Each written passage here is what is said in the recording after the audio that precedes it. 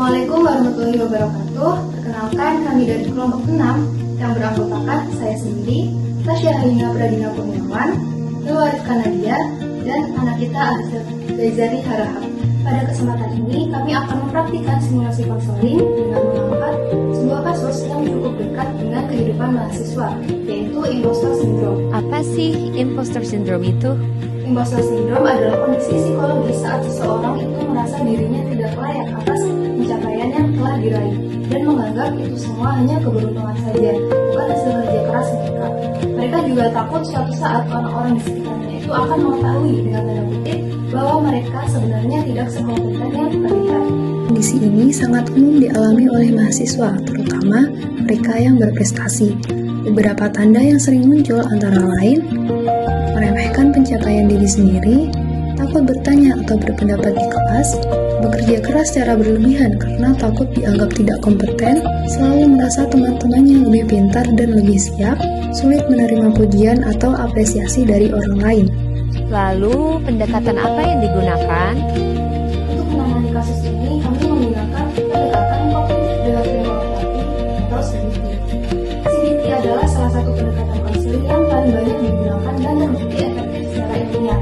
CBT dikembangkan oleh Aaron Beck pada tahun 1990-an dan melandaskan pada satu prinsip utama, yaitu cara kita berpikir mempengaruhi cara kita merasa dan cara kita merasa mempengaruhi cara kita berperilaku.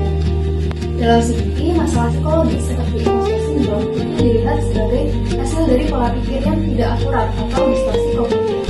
Oleh karena itu, tujuan utama CBT adalah membantu klien untuk mengenali, mengevaluasi, dan mengubah pola pikir negatif tersebut menjadi sebuah pola pikir yang lebih realistis dan lebih sehat. Dalam sesi konseling yang akan kami tampilkan, terdapat beberapa teknik CBT yang akan digunakan. Yang pertama yaitu cognitive restructuring, di mana konselor atau psikolog membantu klien untuk memeriksa apakah pikiran negatifnya itu didukung oleh bukti nyata atau tidak. Yang kedua, tough challenging, yaitu mengajak klien untuk mempertanyakan pikiran otomatis negatif yang muncul. Yang ketiga, evidence journal, yaitu tugas harian berupa jurnal pencapaian untuk melatih klien mengenali kompetensinya sendiri. Demikian pemaparan singkat mengenai kasus dan metode yang kami gunakan. Selanjutnya, rekan kami akan memperagakan simulasi sesi konseling antara konselor dan klien.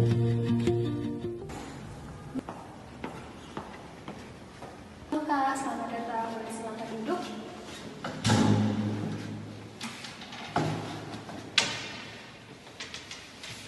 Halo Kak, selamat siang. Perkenalkan, saya Tasya dari bidang administrasi di Biro Konseling ini ya Kak.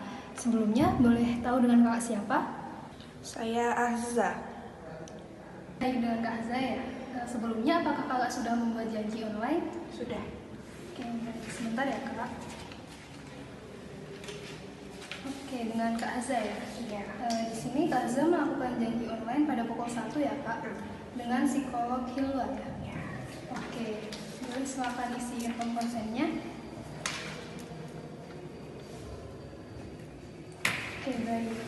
Jadi di sini saya memberitahu Kakak bahwa apapun yang Kakak ceritakan di dalam ruang konseling itu akan kami jaga kerahasiaannya. Baik, silakan ditunggu sebentar ya Kak, nanti saya panggil.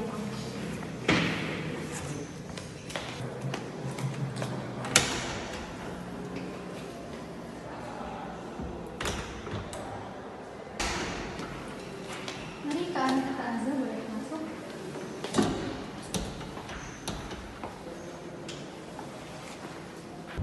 Halo Kak Azza, silakan duduk sini Kak.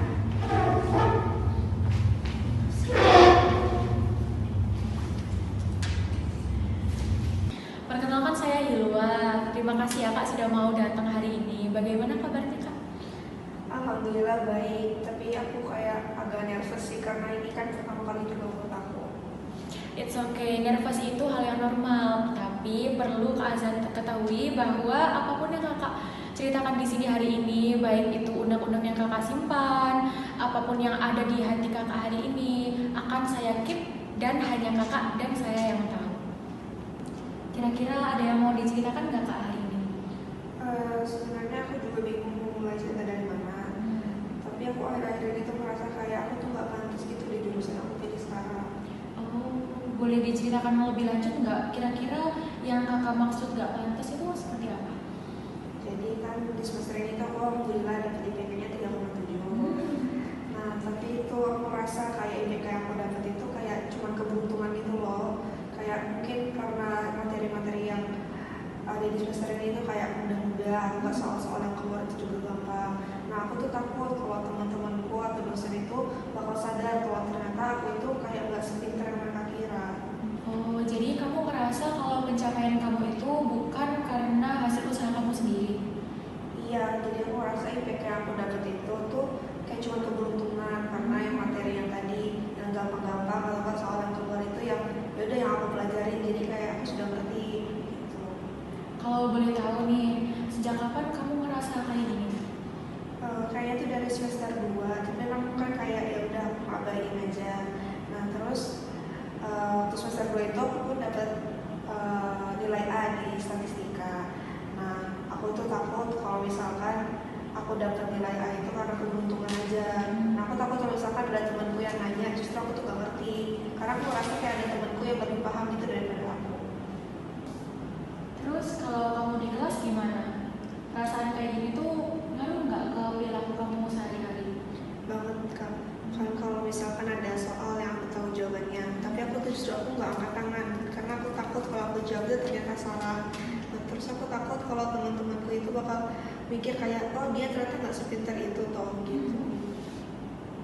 Baik, kalau boleh saya simpulkan, jadi ada rasa takut yang terus mengikuti ya. Meskipun secara objektif kamu itu berprestasi loh. Kalau boleh tahu, apakah ada orang lain yang mengetahui perasaan kamu ini? Kayaknya sih gak ada, soalnya kan aku gak pernah cerita ke siapapun, mau ke teman dekat aku ataupun ke orang lain. Nah soalnya aku takut meskipun dia teman dekat aku, dia bakal nganggap aku lebay. Soalnya kan aku kelihatannya tuh baik-baik aja, kayak gak ada masalah. Oke, sekarang saya mau mengajak kamu sesuatu. Bagaimana kalau sekarang kita mencoba memeriksa ulang pikiran yang selama ini kamu percaya? Kamu tadi bilang kalau IPK kamu itu 3,7 cuma karena keberuntungan. Nah, kira-kira bukti apa nih yang mendukung pikiran kamu itu? Mungkin karena materi yang keluar di waktu ujian itu yang aku pelajari. Oke, sekarang kira-kira apa bukti yang mendukung pikiran itu? Maksudnya bukti kalau kamu tuh memang benar-benar berusaha dan kompeten. Aku memang belajar giat sih kak. Jadi kalau misalkan ada ujian itu, aku tuh kayak gak belajarnya di malam sebelumnya gitu, kayak kepepet-pepet. Jadi aku nyiapinnya dari jauh-jauh hari. Nah terus kalau misalkan ada diskusi kelompok nih, nah teman-temanku itu misalkan ada materi yang gak mereka pahamin, mereka sering nanya ke aku. Nah, itu penting banget. Jadi ada bukti kalau kamu memang berkontribusi dan kompeten. Sekarang coba kita lihat, kalau misal ada teman kamu yang lain bercerita hal yang sama, hal yang serupa dengan kamu, kira-kira apa respon kamu? Misal dia IPK-nya bagus, bekerja keras, sering dimintai bantuan sama temannya yang sama seperti kamu. Bagaimana respon kamu? Aku pasti bilang ke dia kayak kamu pantas sih dapat nilai segini karena kamu udah karena kan kamu udah belajar giat, kamu udah belajar dari jauh-jauh hari. Gitu. Nah, kenapa standar yang seperti itu gak kamu berlakukan ke diri kamu sendiri? Aku nggak pernah mikir ini dari POV orang lain sih kak sebelumnya.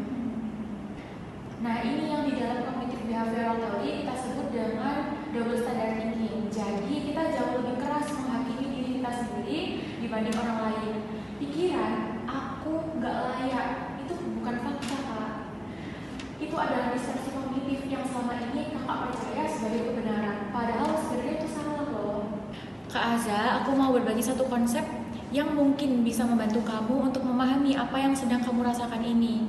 Namanya adalah imposter syndrome, di mana kamu merasa bahwa kamu nggak layak untuk mendapatkan sesuatu dan merasa takut bahwa orang itu akan mengetahuinya suatu saat nanti. Kira-kira kamu sudah pernah dengar belum konsep imposter syndrome ini? Aku pernah dengar sih kak sebelumnya, tapi aku kayak gak nyangka gitu kalau bakal aku ngerasain hal itu. Yang perlu kamu tahu Kak, imposter syndrome ini sangat banyak dialami oleh orang-orang yang berprestasi. Bahkan banyak orang-orang sukses yang mengaku pernah mengalami imposter syndrome ini. Jadi ini bukan berarti kamu lemah. Justru imposter syndrome ini seringkali dialami oleh orang-orang yang mempunyai standar tinggi terhadap dirinya. Oh, jadi aku nggak sendiri ya Kak yang ngalamin imposter syndrome ini. Ini tuh umum di kalangan orang-orang juga. Sama sekali enggak Kak, dan kabar baiknya hal ini masih bisa dikelola. Aku mau kasih kamu satu tips latihan sederhana yang bisa kamu lakukan setiap hari. Namanya evidence journal. Jadi di setiap harinya kamu menuliskan minimal satu hal yang berhasil kamu lakukan dengan baik. Seperti saat kamu berhasil menjawab pertanyaan dari teman kelompok kamu. Kamu tulis di situ. Jadi tujuannya adalah untuk melatih otak kamu agar dapat mengenali bukti nyata dari hasil kompetensi kamu itu. Oh, jadi kayak jurnal harian biasa gitu ya Kak? Mirip Kak, tapi ini fokusnya khusus buat mencatat hal-hal positif tentang diri kamu, pencapaian kamu. Nah, terus kalau misal pikiran aku nggak layak itu muncul lagi, coba kamu tanya ke diri kamu sendiri, apa bukti nyatanya? Dan apakah aku bakal bilang seperti itu ke temanku? Teknik kayak gini itu namanya auto challenging. Oh, oke Kak. Nah, Kak Aza, kita sudah ngobrol lumayan banyak nih. Kira-kira gimana perasaan kakak sekarang dibandingkan sama waktu kakak masuk tadi? Sekarang aku merasa jauh lebih lega sih Kak. Jadi kayak yang udah aku pendam sendiri lama gitu, akhirnya keluar. Jadi aku juga nggak merasa sendirian lagi. Alhamdulillah, aku senang banget Kak dengarnya. Dan aku juga mau mengapresiasi keberanian kamu datang dan terbuka hari ini. Jadi, dari sesi konseling hari ini, apa satu hal yang paling kamu ingat dan kamu bawa pulang hari ini? Bahwa pikiran yang aku nggak layak itu tuh nggak fakta. Itu cuma ada di pikiran aku doang. Dan terus aku harus lebih adil ke diri aku sendiri. Oke, tepat sekali. Ingat ya bahwa pencapaian kamu itu adalah hasil dari kerja keras kamu sendiri, bukan keberuntungan maupun kebetulan. Kita akan terus eksplorasi hal ini dari sesi ke sesi. Untuk minggu ini, coba mulai evidence journal dulu ya. Apakah ada pertanyaan sebelum kita tutup sesi konselingnya? Aku merasa cukup sih Kak untuk hari ini. Terima kasih banyak ya Kak atas saran-sarannya. Sama-sama Kak Aza, sampai jumpa di sesi berikutnya ya. Kak, aku boleh minta peluk nggak? Oh, boleh banget Kak. Semangat ya Kak. Cukup sekian video simulasi dari kelompok kami. Mohon maaf apabila ada kekurangan dan kesalahan baik disengaja maupun tidak sengaja. Terima kasih. Wassalamualaikum warahmatullahi wabarakatuh.